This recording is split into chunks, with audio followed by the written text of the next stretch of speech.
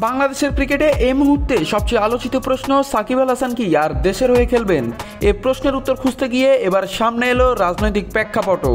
BNP যদি ক্ষমতায় আসে তাহলে কি সাকিবের জাতীয় দলের ফেরার পথ খুলবে?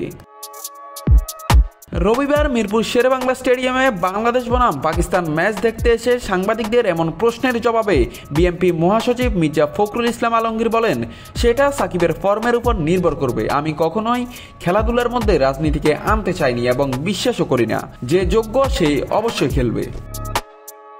2024 সালে ছাত্র জনতার গণ অভ্যুত্থানের পর বিদেশে থাকা সাকিব আর দেশে ফিরেননি। গণ অভ্যুত্থানের পরপর পাকিস্তান এবং ভারতে অনুষ্ঠিত টেস্ট সিরিজে খেললেও দেশে ফিরতে না পারায় সাকিব এখন জাতীয় দলের বাইরে।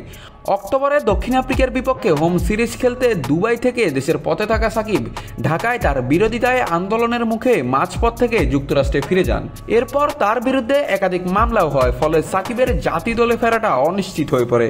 বোর্ড সভাপতি জানিয়েছেন সাকিবের সঙ্গে তিনি কথা বলবেন, তবে এখনও নিশ্চিত কিছুই জানা যায়নি। তবে অনেকের মনে প্রশ্ন, বাংলাদেশ ক্রিকেটে কি সাকিব পরবর্তী সময়ের জন্য প্রস্তুত এবং সাকিব কি নিজের ক্যারিয়ারের শেষ অধ্যায়টুকু দেশের হয়ে শেষ করতে পারবেন? রাজনীতি নয়, মাটি হোক শেষ কথা। এখন এই চাওয়াই হয়তো কোটি ক্রিকেট ভক্তের এবং সাকিব প্রেমীদের। নাত রাহুল, নিউজ না স্পোর্টস।